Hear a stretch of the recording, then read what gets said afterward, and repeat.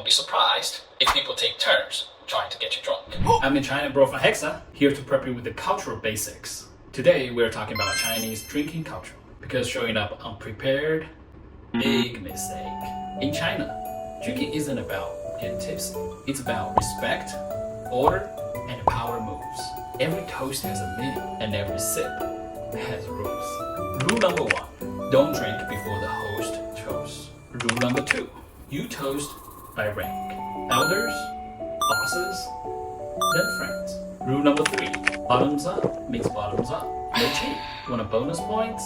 Hold your glass lower than theirs when you toast. That's how you show respect. And they say this, Ganbei. It means dry the cup. Oh, and don't be surprised if people take turns trying to get you drunk. It's called 坐礼, basically a drinking ambush with a smile. So yeah, it's not just shots and cheers. It's a strategy, hierarchy, and a bit of chaos. So follow Hexa for more survival tips. And next time you raise your glass in China, do it right.